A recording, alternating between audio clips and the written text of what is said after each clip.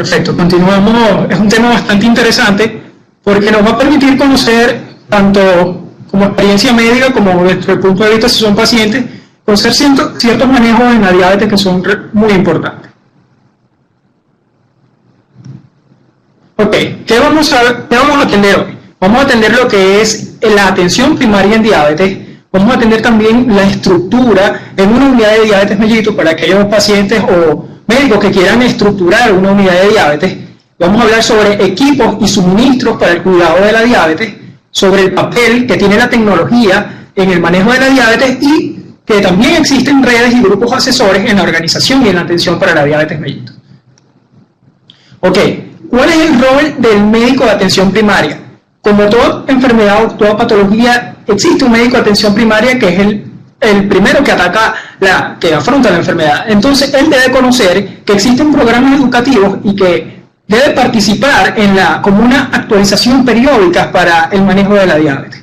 Asimismo, debe transmitir el tratamiento y los objetivos para alcanzar en cada paciente. Desde la época de Joslin, él hizo mucho hincapié en los educadores y en las enfermeras en diabetes para que así existiera un equipo pertinente y hubiera un mejor control. También tiene como rol informar al paciente y sus familiares la historia natural y sus complicaciones de la diabetes mellitus y así también hacer partícipe al paciente del cuidado de la enfermedad. Es importante que el paciente sea como principal rol, él sea el principal que se encarga de su cuidado y promocionar el estilo de vida y evaluar las futuras intervenciones que vamos a realizar.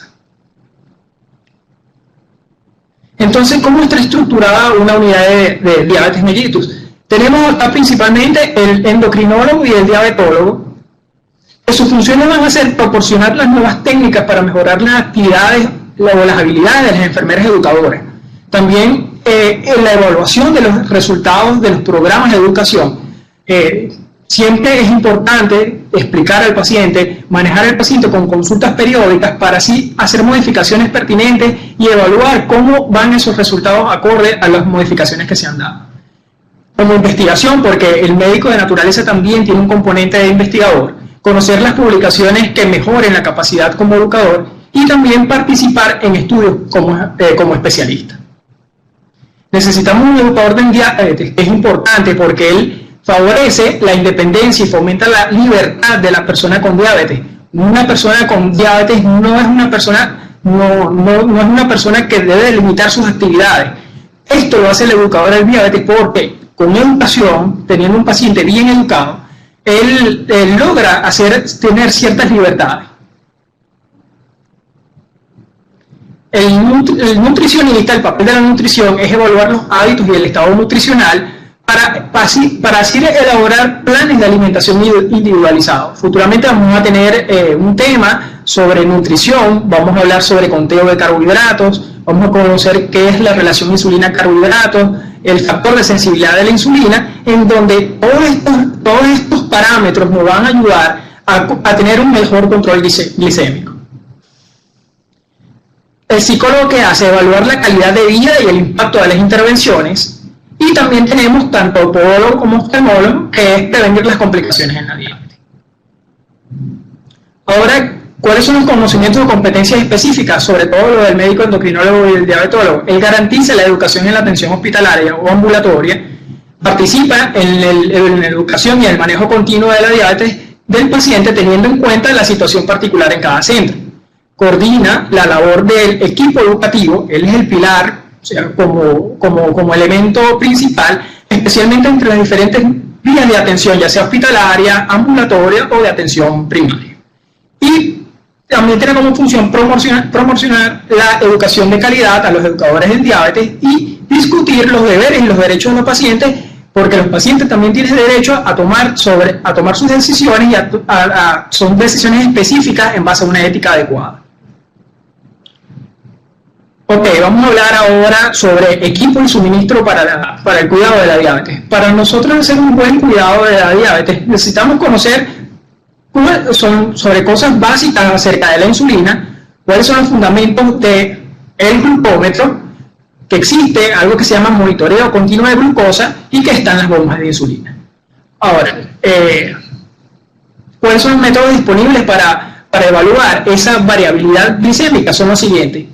Existen métodos analíticos, donde los métodos analíticos está la glicemia, sea la basal o postprandial, está la hemoglobina glicosilada. Para determinar glicemia capilar, ya sabemos que existen varios métodos. Tenemos métodos para determinar glicemia subcutánea y métodos para determinar monitoreo continuo de glucosa, sea combinado o no con bombas de infusión de insulina. Fíjense que acá estamos haciendo énfasis en lo principal y en ningún lugar estamos colocando como un requisito o un laboratorio pertinente a realizar insulina pre y postprandiales, que muchas veces colocamos como un parámetro de laboratorio de rutina. Eso no es del todo correcto, pedir insulina pre y postprandial. Tiene su indicación específica, no es un parámetro de laboratorio de rutina a solicitar.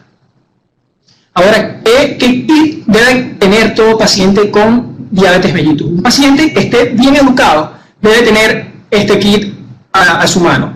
Él debe contar con insulina, lápiz o los cartuchos para la bomba de insulina, sus jeringas o agujas, debe tener un medidor de tiras reactivas siempre a la mano, sus lancetas, destrozos de alimentos para la absorción rápida para resolver hipoglicemia, siempre debe tener un registro de glicemia, su glucómetro y ya sea tiras hasta con cetonas para sangre y orina.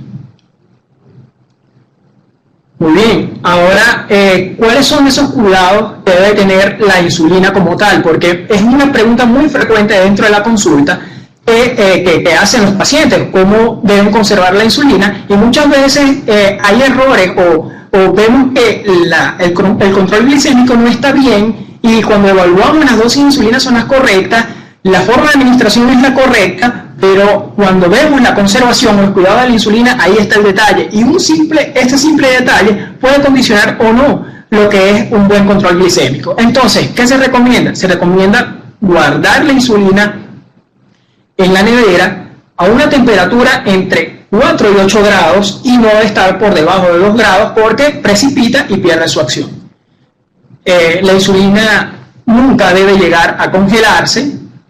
Se debe administrar la insulina recién sacada de la nevera. Se dice que puede ser doloroso, sin embargo no está contraindicado. Puedes sacarla de la nevera, esperar unos minutos y luego realizar su colocación. No debe exponerse la insulina a luz o calor intenso, y pues la temperatura ambiente se puede conservar la insulina siempre y cuando esté a una temperatura inferior a los 30 grados. Es decir, la temperatura óptima debe ser entre 15 y 29 grados. Los pen o plumas y los viales de insulina que contengan los pen sobre todo, que se mantengan a esta temperatura, no necesitan refrigeración. ¿Cuándo debemos desechar la insulina? El vial o pen de insulina sirve durante los 28 a 30 días siguientes de su primer uso. Una vez que se ha iniciado la colocación de la insulina con un pen, posterior a los 30 días de uso ya se debe desechar el pen. También, como le comenté, siempre debe mantenerse a una temperatura menor de 30 grados. Tenemos pues un ejemplo acá abajo, lo que son marcas comerciales de insulina, donde dependiendo de la marca podemos hacer variabilidad de lo que dura o no el pen de insulina. Por ejemplo, tenemos la insulina Lispro de laboratorio Lilly, donde su duración se debe desechar tras 28 días, incluso si aún le queda insulina. La Humulin R, el vial, puede durar 31 días de uso máximo y se recomienda desechar ya el vial aún si tiene insulina a los 28 días. Y la Humulin N, si es el vial, se puede mantener hasta los 31 días de uso bien refrigerado, y si es una pluma debe desecharse a los 14 días.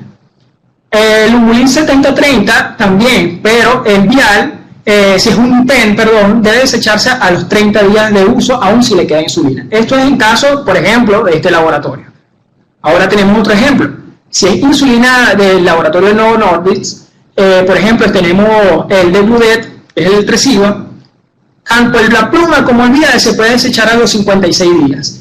La Levemir, que es insulina de Temir, la pluma y el vial nos explican que puede ser hasta 42 días. Y pues tenemos otros ejemplos como la Novolin N, que es la NPH, que es donde la pluma, el pen, dura 28 días. Del laboratorio de Sanofi es importante porque la tenemos tenemos bastante en el mercado, como la insulina Lantus, donde dura 28 días, el Apidra, que es la glulicina, que dura 28 días también. Muy bien, esto que ven acá en pantalla son lo ideal, donde debe estar refrigerada o donde se debe conservar la insulina. Son dispositivos especiales donde puedes tener un FrioPack, bolsas térmicas, donde específicamente, acá como ven, dan la temperatura específica y ellos se encargan, tienen un mecanismo de autorregulación de temperatura que permite mantener la temperatura a una temperatura ideal. Ahora los glucómetros, vamos a hablar un poco de historia, pero muy rápidamente vemos acá la marca Glucometer 2, que es el primer glucómetro como tal semielectrónico que existió. Es un glucómetro de reflectancia que se inició desde el año 1970. Este glucómetro, su fundamento principal era que tenía una tirada de glicemia, el paciente tomaba la glicemia, hacía un cambio de coloración, que este cambio de coloración era leído por el glucómetro y dependiendo de la coloración de la tira, él era capaz de arrojar una cifra de glicemia. Y pues la tecnología ha avanzado progresivamente, donde a mediados de periodo vemos como el Hipomon, que era tecnología especial para monitores de hipoglicemia. También tenemos tecnologías relacionadas con teléfonos inteligentes tipo el IP Star, donde es una relación que hicieron la Apple con glucómetros, y en realidad no tuvo tan buenos resultados por el intercambio luego del dispositivo de integración de adaptación, sobre todo a nivel del iPhone. Pero existía esa tecnología y pues hay que conocerla. Es importante saber que existen estándares para los glucómetros, para tener un adecuado control glicémico, para tener un adecuado arrojo de resultados. Y todo glucómetro, y a la hora de adquirir un glucómetro, hay que buscar si ese glucómetro sigue o no las normas ISO 15197. Estas fueron unas normas codificadas en el año 2015 que permitió, bajo una serie de regulaciones, pues dar a las empresas fabricantes para que sea un registro adecuado. Esos glucómetros deben seguir las normas ISO que se realizaron en el año descrito, deben ser exactos, precisos, presentar bajos niveles de sesgos, y por eso las normas ISO son importantes, que el glucómetro se mantenga bajo esas normas, y presentar un algoritmo de lectura exacto. ¿Cuál es el fundamento? ¿Cómo trabaja un glucómetro? Eso es importante, sobre todo para conocer el porqué de las cosas. Es interesante saber que existe una enzima que es la glucosa oxidasa, que se encuentra esta enzima en las tiras reactivas. Esta enzima glucosa oxidasa, una vez al colocar la gota de sangre en la tira reactiva, va a generar una oxidación en la glucosa, y esta oxidación va a generar un impulso eléctrico o cambio de coloración. Y dependiendo de esos tipos de tecnología, ya tenemos o por fotometría de reflectancia, que es la tecnología antigua que usaban por cambio de coloración, o por tecnología electroquímica, donde por la glucosa oxidasa se genera un impulso, y este impulso es captado por el glucómetro, y eso es lo que determina el valor real de la glucosa. Entonces hay factores que influyen los resultados del dispositivo. Por ejemplo, un paciente, el oxígeno es uno de ellos. Un paciente que esté bajo una patología restrictiva pulmonar o esté en un contexto que esté hipoxémico, donde la saturación de oxígeno esté baja, pues va a tener errores en los resultados de glicemia capilar por este fenómeno relacionado con la glucosa oxidasa y el oxígeno. Existen también interacciones farmacológicas que afectan la captación o el parámetro para medir la glicemia. Temperaturas altas también es recomendable, y pues el vencimiento de la tira reactiva de un glucómetro que no sirve con las normas ISO son también condiciones que influyen en los resultados de la glicemia capilar. Entonces es importante conocer esto. ¿Cuándo realizamos y cómo realizamos un monitoreo de glicemia capilar? Se recomienda que el mínimo de tomas de glucosa sean 3 al día. para tener un monitoreo adecuado deben ser óptimas al menos 6 tomas de glicemia al día. ¿Y cómo lo solicitamos? Tenemos un periodo, pedimos glicemia en el periodo nocturno temprano, este es el periodo considerado como posabsortivo de la cena, y este periodo posabsortivo dura de 0 a 4 horas. Tenemos también un periodo nocturno tardío, que es considerado como el verdadero ayuno, y ese verdadero ayuno va de las 4 a 8 horas posterior a la última comida, sería la cena. Tenemos los periodos preprandiales, que son 30 minutos previos antes de toda ingesta, y el momento posterior al momento de la aplicación de la insulina prandial. Y pues tenemos periodos postprandiales, que son 2 o 3 horas post ingesta, y periodos posabsortivos, como el periodo posabsortivo temprano, donde la sensibilidad de la insulina es mayor, que esto es en las primeras 3 horas, y periodos posabsortivos tardíos cuando posteriores a las 5 o 6 horas. Por lo tanto, esos periodos absortivos van entre 3 y 8 horas. Entonces, ¿cómo pedimos el monitoreo de glucosa? Podemos hacerlo preprandiales, o sea, predesayuno, 2 horas posterior de desayuno, prealmuerzo, 2 horas posterior al almuerzo, precena, 2 horas posterior a cena. Asimismo, podemos solicitar, si en caso de que el paciente refiera hipoglicemias nocturnas, realizar una glicemia en horas de la madrugada. Eso sería el deber ser. ¿Cuáles son las limitaciones para el automonitoreo de glicemia capilar? Bueno, existen dificultades porque para llevar un registro adecuado el paciente debe estar bien educado, sigue siendo invasivo. Estamos hablando de que el paciente se debe, solo para medir glicemia capilar, pincharse al menos 6 veces para tener un control adecuado de glicemia. No muestra las tendencias en base a la variación de la glucosa. Vamos a ver más adelante lo que son las flechas de tendencia. Y pues es necesario mantener un mínimo de 3, que es lo que estaba comentando, pero óptimo son 6 controles diarios para alcanzar una adecuada hemoglobina glicosilada. Se habla que nada más teniendo un automonitoreo continuo de glucosa adecuado, es decir, con 6 controles diarios, la hemoglobina glicosilada, solo con esto y pues la intervención adecuada puede reducir un 0,5%. Es el monitoreo continuo de glucosa. Pues el monitoreo continuo o los monitores continuos de glucosa son dispositivos de monitoreo continuo de glicemia. Esto es lo que proveen, es información de cuánto es la cantidad de glucosa, pero en el líquido intersticial, como ven acá en el gráfico. Esto ofrece lecturas cada 5 minutos, puede ser como lectura intermitente o lectura libre.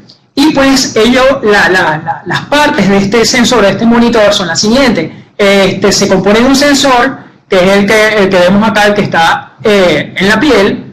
Este sensor posee un fino filamento flexible que se inserta debajo de la piel con un push adecuado que trae el equipo, y que esto tiene una vida aproximada de 6 a 14 días, el sensor. Luego tenemos un transmisor, que es el que vemos acá, que es el que emite la señal al dispositivo, y pues tenemos el receptor como tal, que es el que ofrece la lectura en la pantalla. Tenemos aquí una variedad de monitores continuos de glucosa. Dentro de los primeros que salieron está el monitoreo Gold o el Minimed, que salió en 1999. Tenemos otros monitores un poco más actualizados con el Dexcom G5, donde existen monitores donde hay alarmas programables dependiendo de la tendencia a hacer hipoglicemia sobre todo, pero también hiperglicemia. Y pues hay tecnologías un poco más sofisticadas como el T-Watch, donde de PK Vitality, que por medio como un reloj, como el Apple Watch, pues esto permite determinar glicemias capilares.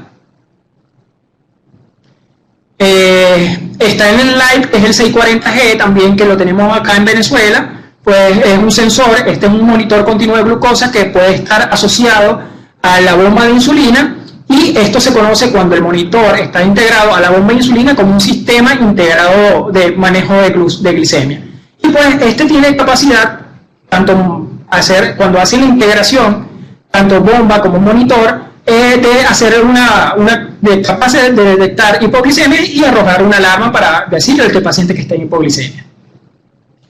También un monitor continuo de glucosa bastante usado es el Freestyle Libre, que este no necesita calibración, por lo general hay otros monitores que ameritan una calibración de 2 a 3 calibraciones por día, o sea, pincharse con el glucómetro capilar y ver si está calibrado o no. El Freestyle Libre no amerita eso, y pues él tiene una duración de 14 días. Dice, habla que la diferencia con otros monitores de monitoreo continuo de glucosa, que es necesario, esto es lo importante, lo principal, lo bueno, es que este monitor que vemos acá, este es el sensor y este es el dispositivo, solo con pasar el equipo donde se coloca el patch, donde se coloca el sensor, él es capaz de arrojar el valor de glicemia capilar y hacer también las curvas las flechas de tendencia. Entonces, ¿cuál exactitud y precisión tienen los sistemas de monitoreo continuo de glucosa?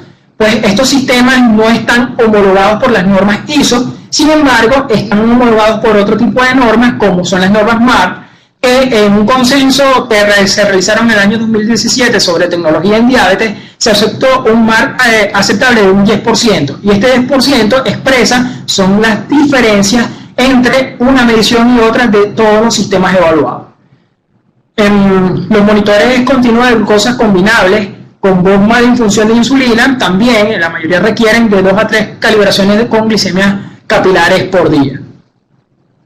Entonces, ¿cómo hacemos la lectura o la interpretación práctica del monitoreo continuo de glucosa? Por ejemplo, viene un paciente que se le indicó la tarea y se educó principalmente de cómo hacer un monitoreo o un automonitoreo de glicemia capilar. O sea, le informamos al paciente, usted se debe tomar la glicemia preprandial y 2 horas posterior a cada ingesta, y llega el paciente y nos trae su hojita con su toma de glicemia capilar. ¿Qué hacemos en ese momento? Ok, como una medida práctica, lo primero que debemos hacer, cada quien puede tener su forma de evaluarla, pero esto sería como lo más práctico. ¿Qué hacemos? Primero analizamos las glicemias nocturnas. Analizamos la primera y la segunda mitad, porque lo principal o lo importante es descartar que el paciente no esté haciendo hipoglicemias en la madrugada. En base a estas hipoglicemias nocturnas, se modifica la dosis, si hay alguna alteración, se modifica la dosis del bolo pre-cena, y si se requiere, se modifica para modificar los niveles de glicemia capilar en la primera basal de la mañana. También se debe analizar las glicemias del día, primero las preprandiales, para modificar el aporte de toda la glicemia que vamos a transcurrir durante todo el transcurso del día, y posteriormente modificamos los bolos de cada comida para hacer los cálculos correctos en base al control de glicemia capilar. Una vez que ya modificamos las basales y modificamos los bolos, vamos a los periodos posabsortivos para así evitar los periodos posabsortivos tardíos, como ya le comenté, posterior a las 4 horas, para evitar lo que son las hiper o hipoglicemia entre cada comida, y pues efectuar más rápidamente modificaciones para evitar hipoglicemia, que es lo principal, y luego hacer modificaciones para evitar este tipo de complicaciones, sea hipo o hiperglicemias. Estas son las flechas de tendencia que son muy buenas, muy buenas, que lo arrojan los monitores continuos de glucosa, en donde, por ejemplo, tenemos el sistema flash del monitoreo continuo de sistema de demanda, o de un sistema de tiempo real, en donde las flechas de tendencia son las siguientes. Por ejemplo, si tenemos un monitor monitoreo en tiempo real, donde arrojan con 2 flechas de tendencia hacia abajo, ¿qué quiere decir esto? Que existe una velocidad de cambio de glicemia capilar de más de 2 miligramos por minuto, o sea que el paciente va a tener la tendencia de disminuir la glicemia capilar 2 miligramos por minuto, y esto puede hablar que el paciente puede entrar en hipoglicemia en algún momento. También hay indicadores de tendencia a la alta, donde si tenemos 2 flechas o 3 flechas hacia arriba, nos habla que el cambio es de más de 2 miligramos por minuto, el aumento es de más de 2 miligramos por minuto, y pues aquí tenemos un ejemplo a continuación. En este caso, vamos a hablar de hipoglicemia. Tenemos el equipo, tenemos la primera línea donde nos dice cuánto es la glicemia que tiene actualmente el paciente, 112 en este ejemplo, y tenemos una flecha de tendencia hacia abajo. Entonces, en este caso, si por ejemplo tenemos 2 o 3 flechas verticales hacia abajo del monitoreo continuo de glucosa en tiempo real, o una flecha de 90 grados hacia abajo, eso quiere decir que el paciente va a bajar la glicemia de 2 a 3 miligramos por minuto y se le recomienda a este paciente ingerir 30 gramos de carbohidratos de absorción rápida. Cuando hagamos el webinar de conteo de carbohidratos, vamos a explicar cuánto equivale, por ejemplo, cómo hacer una corrección con nutrición en pacientes con tendencia a la hipoglicemia. Acorde a la flecha de tendencia, por ejemplo, cuando es a 45 grados, se recomienda ingerir al menos 15 gramos de carbohidratos de absorción rápida. Y pues tenemos también las bombas de insulina, y para iniciar a hablar de la bomba de insulina, tenemos que conocer que la bomba de insulina no es un privilegio, es un derecho que todo paciente diabético, sobre todo paciente diabético tipo 1, debe conocer. O sea, que existe la bomba de insulina, todo médico que maneje el control que maneje la patología de la diabetes tipo 1 debe ofrecerle al paciente de que existe una bomba de insulina para mejorar su calidad. ¿Y qué son las bombas de insulina? Son pequeños dispositivos, así como las bombas de infusión de insulina que tenemos en terapia intensiva, pues estos también son pequeños dispositivos de infusión continua, son programables, electromecánicos, tienen la capacidad de infundir de manera continua al tejido celular subcutáneo un sistema continuo de insulina dependiendo de algunos algoritmos que se manejen adecuadamente. Entonces, ¿cómo está compuesta? Tenemos una bomba pequeña, automatizada. Esto funciona con una batería o 2 baterías AA dependiendo de la marca comercial. Tenemos un tubo plástico que es el catéter o set de infusión, que es lo que tiene el equipo, y un dispositivo o un cartucho donde va a estar colocada la insulina. Pues dependiendo del tipo de marca comercial, tenemos muchas bombas de insulina. Acá le traje algunos ejemplos. Por ejemplo, de sistema Roche, tenemos el AcuCheck Combo, que esto es como un sistema que consiste en un glucómetro que a veces hace por mando como el Spirit Combo, que permite el sistema de infusión del continuo de glicemia. Tenemos el Medtronic, el 640 lo tenemos acá ya en Venezuela, con un sistema integrado. Tenemos el Animas, es más que todo manejado por distribuidor en España, sin embargo no está aún aprobado no está incluido en el programa de seguridad social, sobre todo en España. Tenemos el Omnipod, que es un sistema, una bomba de insulina. Esta es un poco más sofisticada. Fíjense que está con una serie de parámetros, puede estar acoplada a su teléfono inteligente y pues no requiere de ningún catéter. Solamente está el sensor y por medio de una aplicación él logra arrojar los valores de insulina para que coloquen la cantidad de insulina por medio del teléfono celular. Tenemos el Assay Touchpad, que es un sistema también libre, un sistema semicerrado de infusión de insulina, que es libre también de catéter o de sistema de catéter, y este está también autointegrado a un monitoreo continuo de glucosa. Tenemos también como una versión, la versión holandesa, que es el Jaleo, que tiene 3 componentes, principalmente, que esto es muy llamativo porque ahora están involucrando tanto la tecnología como la tendencia, como la moda, y el sistema Jaleo da eso. Es pequeño, es duradero, tiene la apariencia de un auricular, tiene cartuchos que son desechables y un set de infusión un poco más pequeño.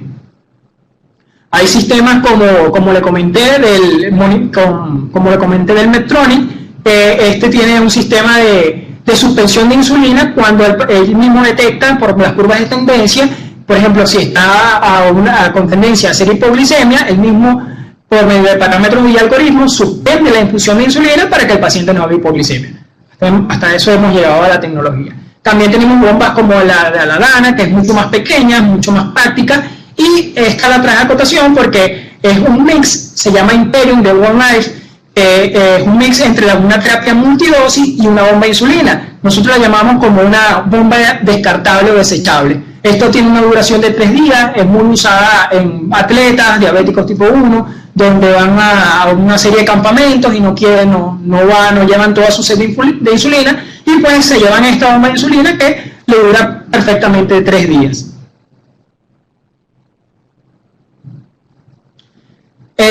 ¿Cuáles son los mensajes principales sobre todo de la Asociación de Diabetes? En España, en Madrid, hablan mucho sobre los efectos legales de esto, y pues se dice que el paciente en tratamiento con insulina debe estar informado, o sea, el médico debe informar, sobre todo el paciente diabético tipo 1, toda la tecnología que existe para su autocuidado, y debe conocer tanto sus ventajas como sus desventajas. No es aceptable que un paciente diabético no conozca la presencia o que la existencia de este tipo de tecnología.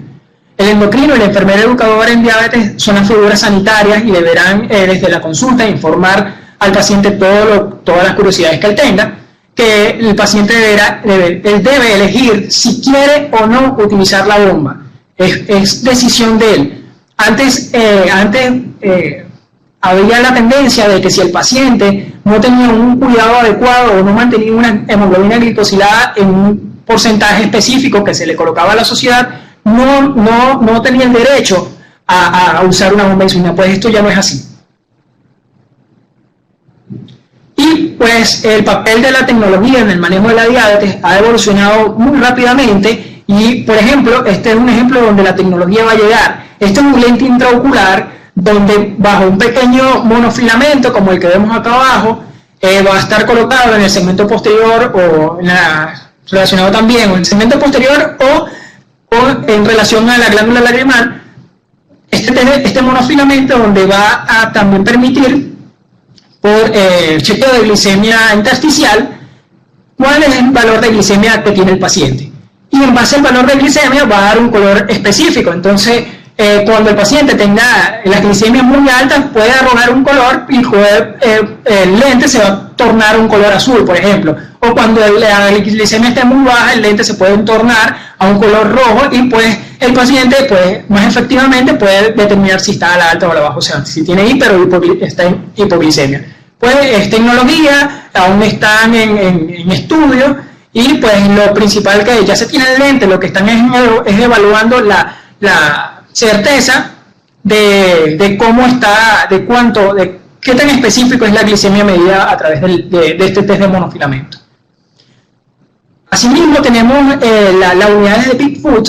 Estas unidades de Bigfoot son un sistema de integración que hay entre pen o plumas de insulina y el sistema de función o de monitoreo. Pues es un sistema de ayuda que en base que nosotros le colocamos el valor de la cifra de diabetes, de la cifra de glicemia, perdón, y en base a la cifra que colocamos, él hace un automonitoreo y dicen qué cantidad de insulina es la que se debe colocar.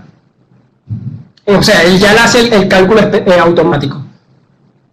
Tenemos otros pen que lo podemos conseguir en el mercado un poco más electrónico, como es el Novopen 6 y el Novopen Eco Plus, que son un poco más sofisticados, donde lo importante es, estos pen tienen la aplicación, pueden estar aplicados al teléfono celular, donde determinan cuál es el último control de glicemia capilar que se hizo, cuánto fue la última colocación de glicemia que tiene y cuánto tiene de disponibilidad la pluma de insulina. Tiene una serie de partes. Fíjense que acá abajo dice el número de horas desde la última colocación de la insulina, el número de unidades que se colocó y cuánto de disponibilidad tiene la insulina, o cuánto tiene el pen.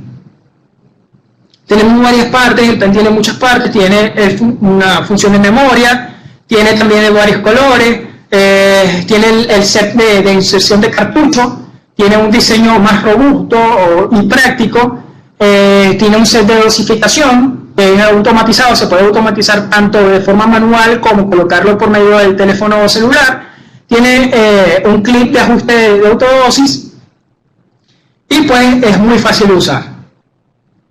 También debemos conocer sobre los manejos de rumores del diabetes en la diabetes. Por ejemplo, solo porque aparezca en la televisión o en alguna revista, en una plataforma, no es necesariamente debe ser cierto.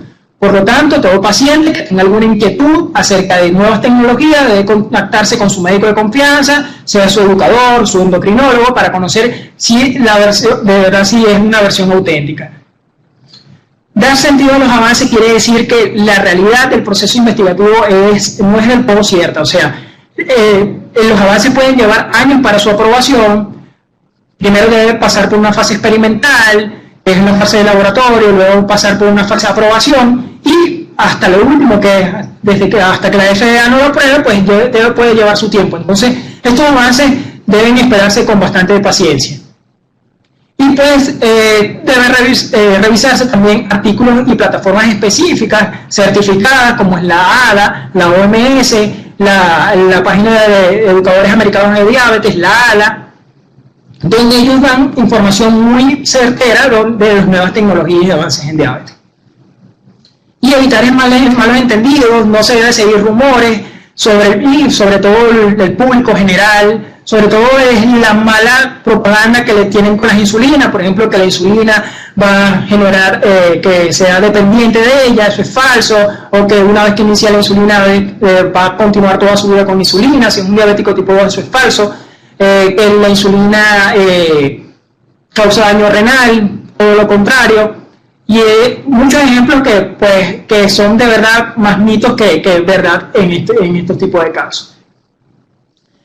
Debemos conocer también las redes de diabetes y grupos de asesores en la organización. El paciente diabético no está solo. El paciente diabético debe conocer que no es el único y que existen personas que de verdad tienen toda la bondad del mundo para ayudarlo. Y que sobre todo en pacientes diabéticos tipo 1, el impacto que tiene en su vida no es fácil para un médico ni sobre todo para un familiar diagnosticar o decirle a una madre y a su hijo de que tiene 3, 4 años que es un paciente diabético tipo 1, quizás a los 3 años no lo va a entender, pero posteriormente cuando tenga un poco más de edad va a sentirse un poco frustrado y por lo tanto la educación, la psicología, el manejo adecuado es importante en este tipo de pacientes. Y pues hay plataformas, hay fundaciones que nos ayudan mucho a educar este tipo de pacientes. Tenemos muchos servicios de atención médica y programas asistenciales en todo el mundo. Por ejemplo, la NITDK promueve una ayuda financiera. Esta plataforma ha invertido más de $1.000 millones en nuevas tecnologías en diabetes. Tenemos también plataformas como la Free Medicine, que es una organización de apoyo a pacientes que incluyen recetas gratuitas, programas de alimentación, programas de terapéutica muy bajo costo, para reducir lo que es el costo en la medicina como tal. Esta es la página, la pueden revisar con toda libertad, que es freemedicine.com. Tenemos también otras plataformas como la RX Assist, que esto lo que ofrece es una base de datos completa de todos los programas de asistencia operada por laboratorio, ya sea para laboratorios farmacéuticos, para insumos médicos, para recetas alimentarias. Pacientes que no pueden pagarlo, pueden acercarse a esta página, todo es gratuito y pueden bajar toda la información que ellos requieran.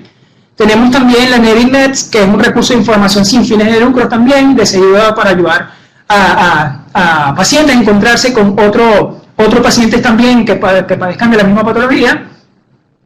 Y también tenemos programas en base a medicamentos y a suministros, como tenemos también la tarjeta Together, que esta tarjeta ha sido indicada en España, en Europa sobre todo.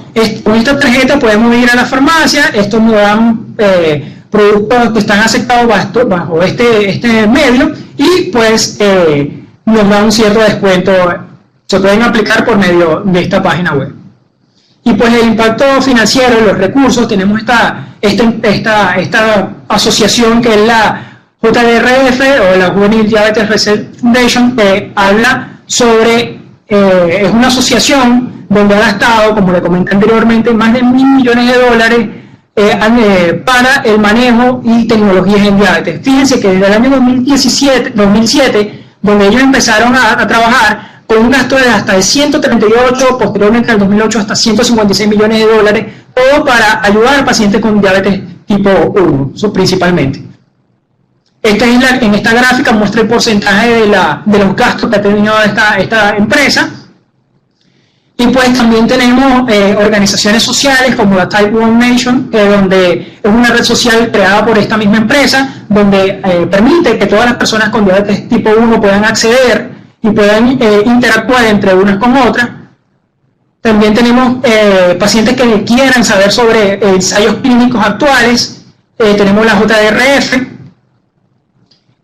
También esta es un poco más sobre noticias acerca de la enfermedad. El link anterior era sobre, más que todo, sobre personal profesional.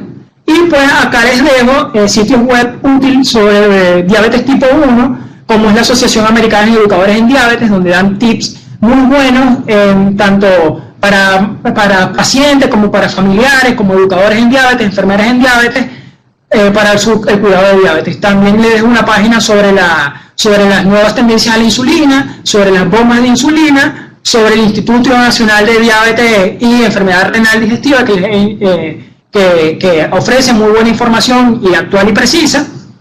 Y pues esto con la finalidad de hacer al paciente con diabetes con la finalidad de resolver o dar herramientas para su mejor control.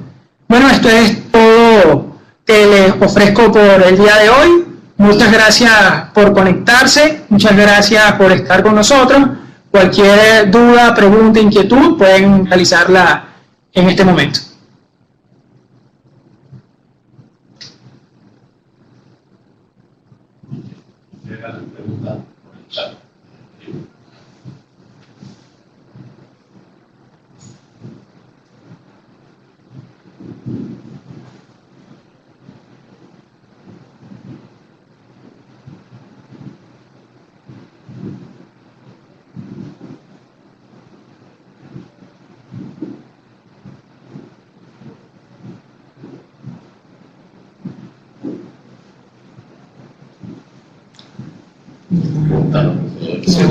Su producto en Venezuela. Ok.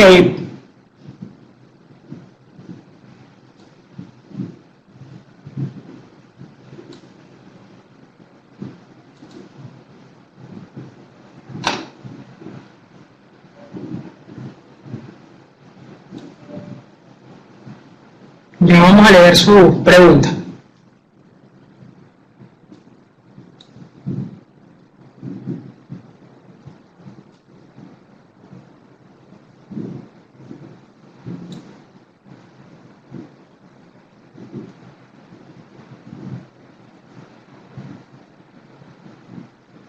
Bueno, sí vamos a grabar el webinar, sí va a estar grabado, la vamos a subir posteriormente a la plataforma de YouTube. El que no tuvo una buena conexión nos puede ver también por YouTube, va a estar disponible. Ahí leí una pregunta acerca de si estos productos los tenemos acá actualmente. Por ejemplo, tenemos por bombas de insulina, ya en Venezuela está la 640, si la tenemos acá. Tenemos el pen de insulina, pero con esa tecnología aún no ha llegado.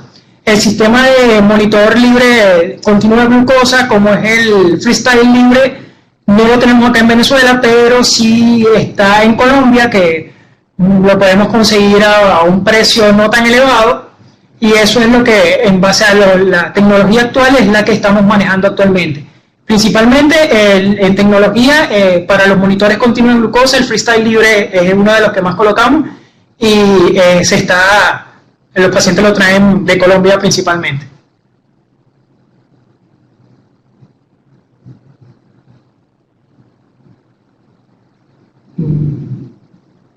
Tratamientos recomendados para diabéticos tipo 2, pues dependiendo de cómo está el control glicémico del paciente tipo 2. El paciente diabético tipo 2 puede estar solo con hipoglicemiantes orales, o sea, con tratamiento oral, pastillas, y posteriormente, si el paciente con educación y con una buena nutrición mantiene una hemoglobina glicosilada en rangos adecuados de 7-6% de hemoglobina glicosilada, solo con hipoglicemiantes orales y ejercicios, está bien. Si vemos que una hemoglobina glicosilada que está aumentando 9-10%, ya es necesario iniciar la terapia con insulina, que esto lo que va a permitir es mejorar las reservas o proteger al páncreas, y si quedan o no reservas de insulina, para evitar efectos o sea, para tener mejor control glicémico. Como les comenté, el uso de insulina no es permanente. Puede ser que un paciente con diabetes tipo 2 de larga data sí pueda requerir insulina por el resto de su vida, puede ser que no, eso no lo sabemos. Sin embargo, es importante que el paciente inicie su tratamiento, se mantenga con su tratamiento indicado, y pues en base a los resultados que tengamos, vamos a tomar decisiones acerca de solo dejamos una insulina basal en las noches nada más, por ejemplo, o usamos bolos en caso de que sea necesario. Todo eso es cuestión de ir valorando, individualizando al paciente.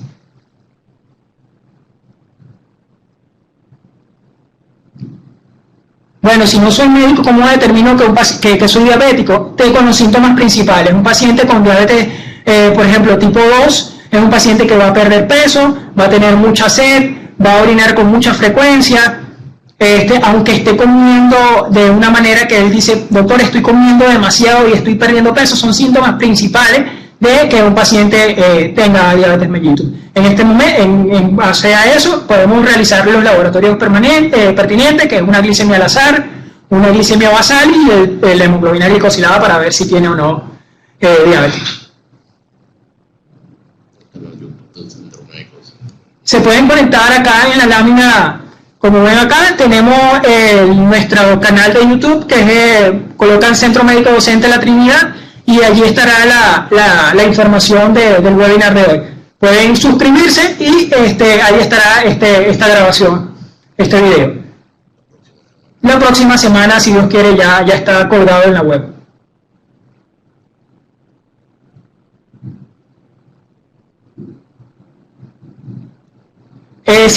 Sitagliptina sola en Venezuela no hay. Hay una combinación que es sitagliptina con metformina, que es la que se está consiguiendo acá en Venezuela. Bueno, si puedo ver, está de Pharma es Crisomed, y hay otro laboratorio que es Sitaglipmed, que son las presentaciones que vienen. Pero sitagliptina sola no se está consiguiendo acá actualmente en Venezuela.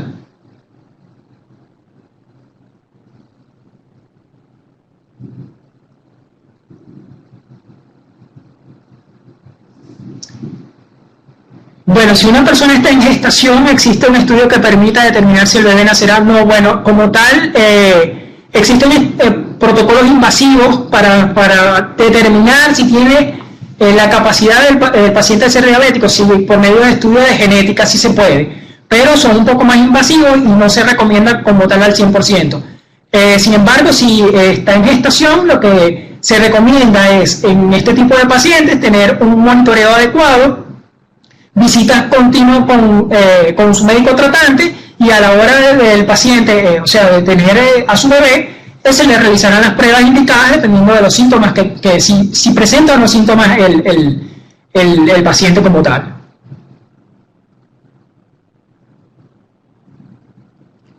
Ajá, ok.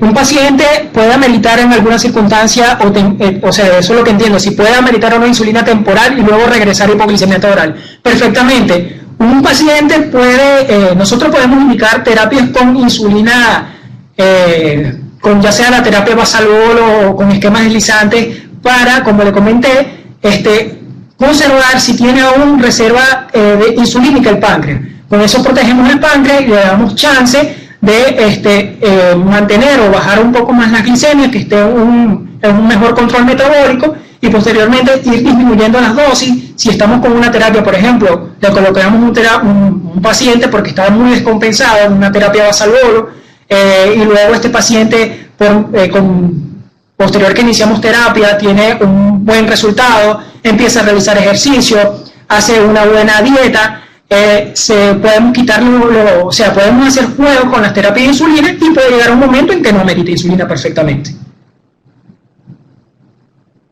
O sea, no es una ley sine qua non que un paciente que inicia insulina va a ameritar insulina toda su vida.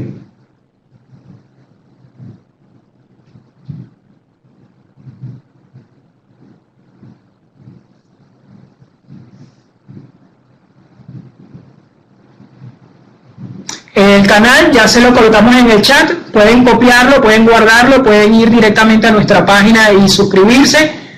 Y pues allí vamos a tener muchos más webinars, por ejemplo el pasado que hicimos de fisiopatología de diabetes tipo 1, donde hablamos de epigenética de la diabetes tipo 1, un tema muy bien elaborado por Fernando, que se pueden conectar y visitarlo, está muy bien hecho. Posteriormente vamos a colgar este.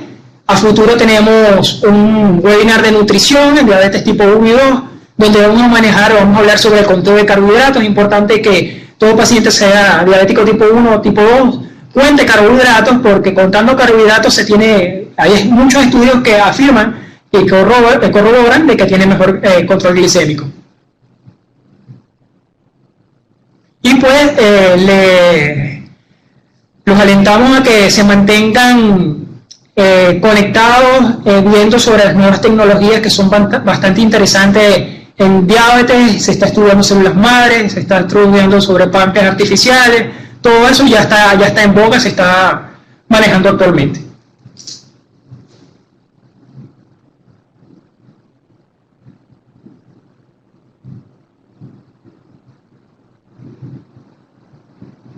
Sí, bueno. Sí, eso era lo que se pensaba antes, de que una vez que se iniciaba, o sea, no se pensaba antes, sino que se creó ese mito de que no iba a regresar hipoglicemiantes orales. Para contactarnos, pues pueden ubicarnos por nuestras plataformas, me pueden seguir por @JoseyUsri también, y pues pueden seguirme por allí, y un mensaje al direct y nos ponemos de acuerdo.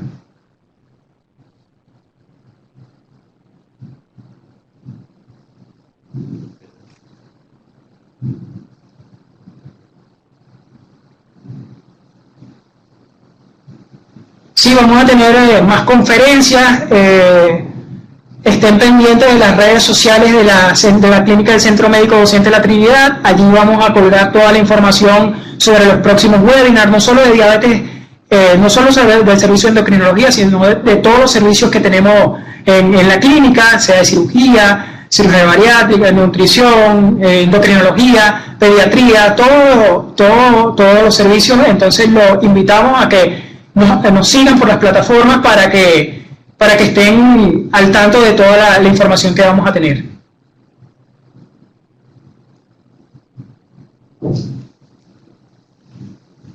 El 18 está el colega Fernando.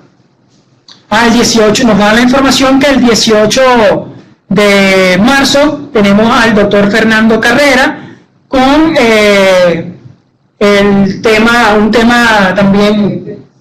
¿Perdón? 2020, guía de manejo diabetes 2020. Ok, el día 18 de marzo, el doctor Fernando Carrera, también médico internista, residente del Fellow de Diabetes, vamos a estar estudiando sobre las guías de manejo del ADA 2020. Si quieren ahorrarse un buen tiempo leyendo esas guías, les recomiendo que nos visiten ese día, y Fernando les va a dar un resumen muy bueno sobre las guías del ADA 2020 y todas las actualizaciones que nos arroja esta plataforma, esta guía en este año. Y usted está otra vez aquí el 2 de abril. Bueno, y yo voy a estar nuevamente con nutrición el día 2 de abril. Entonces, si tienen con todo su agrado, los recibimos con los brazos abiertos para que pues nos visiten y estemos siempre conectados para mejorar esta plataforma. Bueno, con esto concluimos.